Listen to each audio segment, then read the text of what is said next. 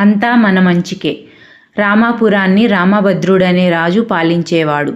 అతని మంత్రి సుబుద్ధి. పేరుకు తగ్గట్టుగా మంత్రి తెలివైనవాడు, నేర్పరి, కోవిదుడు, రాజనీతిజ్ఞుడు. రాజుకు అన్ని విషయాలలోనూ మంచి సలహాలు ఇచ్చేవాడు. మంత్రికి ఒక ఊతపదం ఉంది. అది ఏం జరిగినా అంతా మన మంచికే అనడం. ఒకరోజు రాజు, మంత్రి ఉద్యానవనంలో విహరిస్తుండగా మనమిద్దరం సరదాగా కత్తి యుద్ధం చేద్దామా అని మంత్రిని అడిగాడు రాజు. ఆ మాటలకు, మీతో యుద్ధం చాలా కష్టం మహారాజా, నేను మీకు పోటీ ఇవ్వలేను అను బదులు ఇచ్చాడు మంత్రి. ఎలాగైతేనేం చివరికి మంత్రిని కత్తి యుద్ధానికి ఒప్పించాడు రాజు. యుద్ధం చేస్తుండగా మంత్రి కత్తి తగిలి రాజు కుడిచేయి బొటనవేలు తెగిపడింది. అయ్యో, నా వేలు తెగింది అని బాధగా చెప్పాడు రాజు.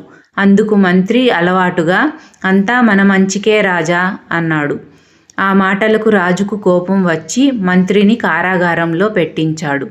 ఒకరోజు రాజు కొద్దిమంది సైనికుల్ని వెంట తీసుకొని వేట కోసం అడవికి వెళ్ళాడు. వెళ్తూ వెళ్తూ సైనికులకు దూరమై దారి తప్పి కొండజాతి వాళ్ళకి పట్టుబడ్డాడు.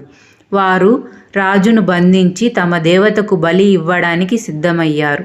బలికి సిద్ధం చేస్తుండగా రాజుకు బొటనవేలు లేకపోవడాన్ని గమనించాడు వారిలో ఒకడు. అన్ని అవయవాలు సక్రమంగా లేనివాడి బలికి అనర్హుడని రాజును వదిలేశారు. బతుకు జీవుడా అనుకుంటూ రాజు తన రాజధానికి చేరుకున్నాడు. తన వేలు తెగినప్పుడు అంతా మన మంచికే అన్న మంత్రి మాటలు ఆయనకి గుర్తొచ్చాయి.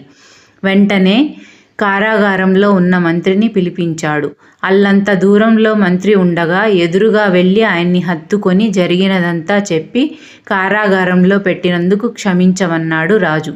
అంతా మన మంచికే రాజా, మీరు నన్ను కారాగారంలో పెట్టి నా ప్రాణాన్ని కాపాడారు అని చెప్పాడు మంత్రి. అది ఎలాగని అడిగాడు రాజు. కారాగారంలో పెట్టకపోయి ఉంటే నన్ను మీ వెంట వేటకు తీసుకొని పోయి ఉండేవారు.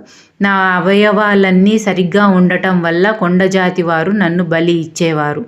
అందుకే ఏ కష్టం ఎదురైనా విధిని నిందించకుండా అంతా మన మంచికే అనుకుంటే అంతా మంచే జరుగుతుంది మహారాజా అని చెప్పాడు మంత్రి. ఈ కథ నుండి మీరు ఏమి నేర్చుకున్నారో కామెంట్ చేసి చెప్పండి. కథ మీకు నచ్చినట్లయితే లైక్ చేయండి.